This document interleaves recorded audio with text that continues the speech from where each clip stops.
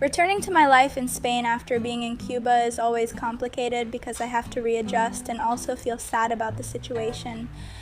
We're going to organize my life, work, and house today, so join me for an interesting day. Hello everyone, how are you? Welcome back to my channel. I'm Anita Mateo, I'm Cuban, I live in Galicia, Spain, and this is my channel where I share a bit about my life, my experience as a migrant in Spain, and little things in general about my migration process.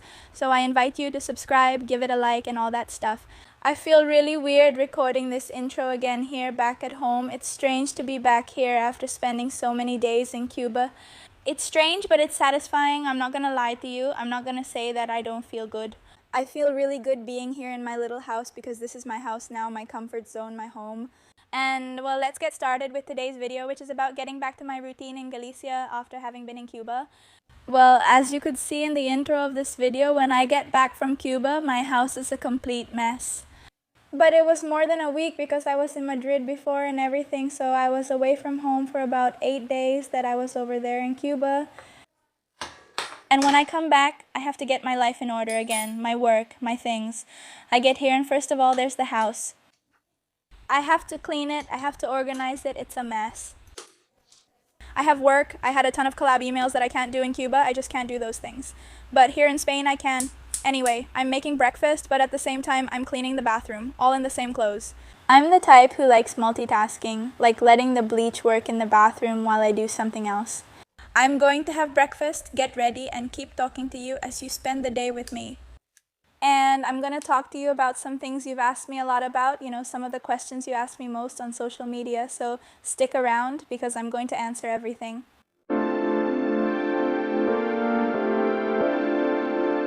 I'm not going to lie to you, getting back into my routine is pretty hard for me. Getting back to my work routine, today I actually have to do some invoices for collaborations I've been working on.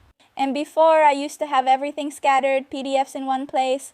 Oh, I would lose everything on my computer. And well, to organize my work, that's where Odoo comes in. Odoo is basically an all-in-one platform to manage your business. It's like having a digital office where you have everything organized. Invoicing, accounting, documents, planning, and project management. Odoo has more than 85 applications, so it will easily adapt to your business and not just for giant companies. But it's designed for small businesses and self-employed people like me. So it adapts to practically any business. You can use it whether you have a small business or a venture, or if you're a content creator. You have to manage invoices and that like I do. I actually started using Odoo long before that other collaboration. Now it's part of my life and keeps everything organized. Also, something I really like is that if you only want to use one application, for example, if you only need invoicing, the app will be available for you, and if you want access to much more. I have access to much more because I need more. The plans start at 11.90 euros a month. If you pay for that Netflix you never watch, why not pay for Odoo, which you'll actually use? For me, it has been like going from chaos to having structure in my work. It saves me time, and very importantly, it takes away my stress because I'm always stressed. So if you're self-employed, have a small business, if you're a content creator, whatever it is, I recommend Odoo. I'm going to leave the link and all the information so you can download Odoo down below in the description and in the comment. You also have the app on your phone. I use it to manage things when I don't have my computer or need to handle something urgent while out. That way I can return to my routines. Well, I just got back from the gym. I've been following my routine since I started going to the gym. I don't think I've stopped going. It's been almost 2 years now. I haven't seen much progress in that area, like getting really strong, but that's not my goal. My goal is more about clearing my mind. For my mental health, Because throughout my life in Spain, I think that coming back from this trip to Cuba, every time I come back from Cuba, I come back a little sad. I don't know if it's depression. I wouldn't say it's depression. Depression is an illness. I just come back feeling really down. And it's like little by little I get back to my routines. Getting back to my life cheers me up. Because I live in Spain and I have to keep going with my life, I can't be sad all the time thinking about the things that happen in Cuba because it's something that's out of my control. I try to help my family as much as I can, but fixing the problem in Cuba is not in my hands. So I try to at least keep my mind at peace here in Spain and help with whatever I can. Luckily, my mom is already in Brazil. She has a job. She's super happy. I still have a lot of family in Cuba. Not all my family left. My mom left, my 3 brothers, because my mom has 3 sons, and my stepfather. I still have my sister, my nephews, my father, my aunt, but anyway. Things are slowly working out, and I got a letter here. I just arrived and received this letter from the Carvalho Council. I think it's the garbage tax. I didn't know you had to pay a garbage tax. Well, I have to pay 96.1 euros. Tomorrow I'm going to the bank to pay my garbage tax. I don't know if this is my first time getting it since I'm now a homeowner. Now I have to pay the garbage tax. Adult life stuff. Okay, now I'm going to make myself a potato omelet for lunch. I'm practicing to achieve the perfect omelet, to learn how to make the perfect omelet. I go to this place called Ocao in A Coruña. They serve the best potato omelet I've ever had. It's a bit undercooked, which some people dislike, but I love it. I need that recipe so my omelet turns out the same. So every now and then I make a potato omelet, and I try to imitate it in that style. Let's see when I finally manage to make my omelet turn out like that. So come with me to make the potato omelet. I'm going to show you how I make it, and let's see if I've improved compared to my previous technique, because last time it turned out a bit hard. I want it to be creamy this time. Alright, a technique for a good potato omelet is that you have not supermarket eggs, farm eggs, eggs from people who have chickens in their backyard. And those eggs, farm eggs, a friend of mine who's a doctor gave them to me. Her patients from the village give her these eggs, and they gave her a lot. So she asked me, do you want me to give you some eggs? And I said, of course. And they're those little eggs that are really yellow, so I can make a good potato omelet. Those eggs and potatoes from the market. Not supermarket potatoes, potatoes. The ones from their land. And with these country produce, More natural, not from the supermarket. The omelet turns out much more delicious. So let's try making the potato omelet, and that's going to be my lunch today after coming back from the gym. Plenty of protein and carbohydrates. Because potatoes have carbohydrates, let's cook. I'm going to do it with 1 potato. Well, it's starting to sprout roots. I've had these potatoes for many days. I should eat them already. Since it's an omelet just for myself, I'm going to make it with only 1 potato and maybe 3 or 4 eggs. Done. And what I do now is grate them like this, here this way, so that it ends up in little pieces like this. And now, in a small pan, we're going to fry the potatoes. I'm actually going to use olive oil. I think people use sunflower oil or, well, it doesn't matter, but I like to use olive oil. We add the chopped potatoes. And at least I'm gonna let them get really crispy. I like potato omelet more when the potatoes are crispy than when they're kind of soft. Okay, now they're already crispy, just the way I like them. And we're going to take them out and put them in the white bowl, because now we're going to mix them with the eggs. And right here in this pan, I'm going to make the omelet. Now we're going to use the eggs. Since they're farm eggs, or criolitos as we say in Cuba, I'm going to crack them and put them separately just in case one of them is bad, although I doubt it. 1 egg, 2 eggs, 3 eggs, I think. Or I can even do it with 4 eggs. Let's add another egg. Okay, eggs, and now we mix. I'm going to add a little bit of salt because I didn't add any earlier. It still won't have much flavor, and we're going to mix it all together. You add the salt to taste, okay? I don't add a lot of salt because honestly, I like my food with less salt. Now that everything is mixed, let's put it in the pan. We leave it on low heat. Cook it. I hope it stays soft on the inside, so we leave it on low heat. And this plate is to flip it. And well, now comes the hardest part, which is flipping the omelet with this plate. This terrifies me, but I'm perfecting my technique because I want to make the best omelet in Spain. Not ambitious at all, right? I'll move it here so you can see me. Let's flip the omelet. Okay, like this. It didn't stick. Good. Perfect. Excuse me? There's talent here. And the omelet. We keep the heat low. I'm telling you, today I'm going to do it. I'm going to make a fabulous omelet. I think this omelet needs to be flipped, like flip it and leave it for 10 seconds once it sets, We flip it again. See how it turned out. Let's try again. We flip it and put it in the pan. The Spanish omelet is ready. Okay, and this is going to be my lunch today. Okay, let's see. It didn't turn out as thick, it didn't turn out like I expected, you know? It's a little soft in the middle. I think I should have left it for less time, but let's try it. It turned out a little bit soft, you know? It's not that bad. It's different from the one from the place I usually go to, but I think my technique is improving. Well, the sun didn't last long. That's when I started to see again. Going back to the routine, of course, includes my little dog's quality of life because she loves to go for walks. And honestly, coming here also gives me a lot of peace. I really like walking along the little path next to this river. And well, all this time now that I'm back in Cuba, I've been following my mom's situation in Brazil very closely, how she's settled in and how she's been adjusting there. Honestly, the adaptation has been 10 out of 10 at least for her. My mom left, let's see, I know there's still a lot of questions people keep asking me. Like, I uploaded a video with Greta, which is this video, about how our mothers left Cuba, why they did it, and there are still a lot of questions and little things that people were asking me in the comments about my mom. So I'm going to answer them here. I'm going to talk to you more about that. I don't know, whatever you want to know. I'm going to start with the basics, what I imagine you have the most questions about and want to know. You know why she didn't go to Spain and chose Brazil instead? Things in Cuba were really bad and my mom's paperwork for Spain was taking too long.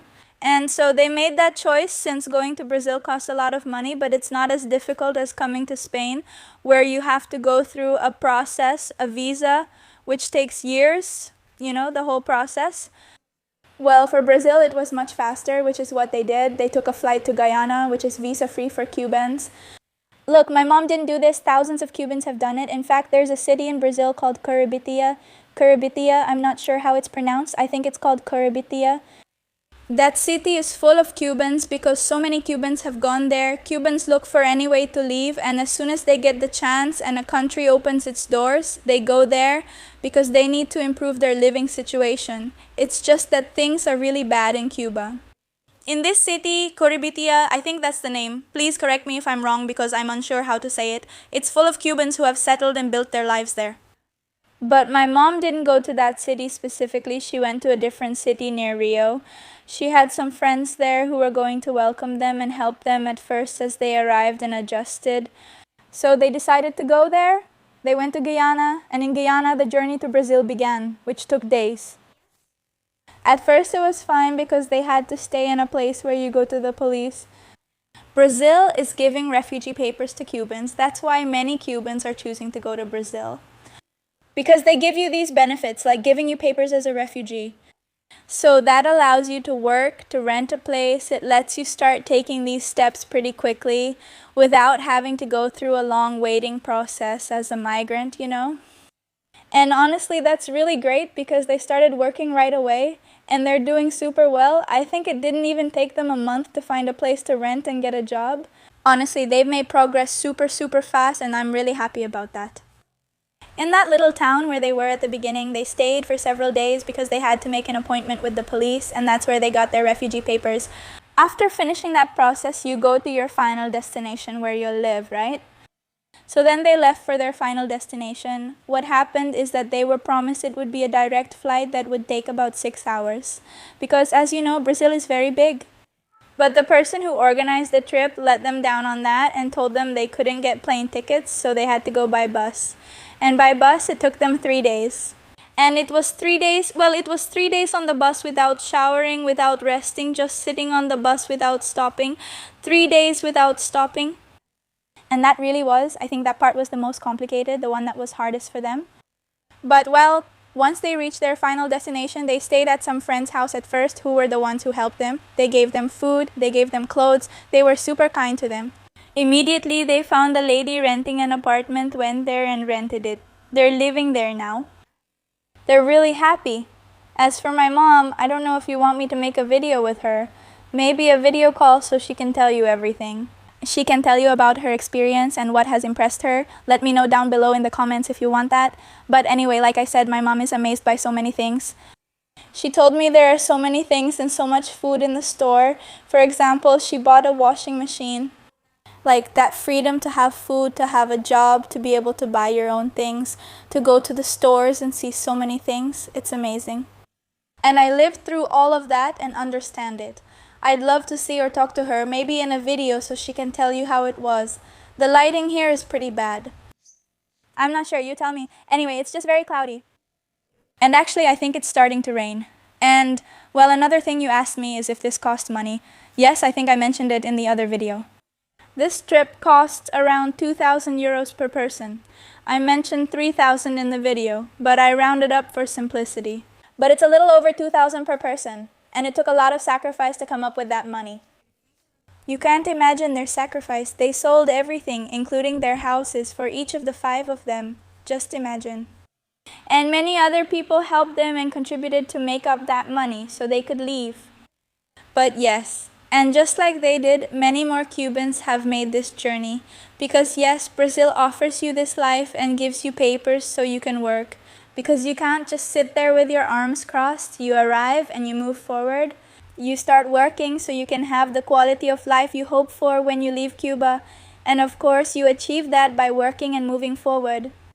My mom is working at a restaurant, and honestly, she's doing really well. She loves it. She really loves it. She says she feels great there. The atmosphere is really good, and she loves working. And seeing that you can make a decent living from that job, it's like your salary matches what you're doing. You can pay for your things, cover your rent, and buy small items. Honestly, I'm really happy about that.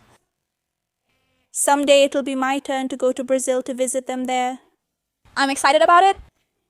This way, I'll experience a new country. Right now, my washing machine is broken, so tonight I need to find a laundromat for my laundry.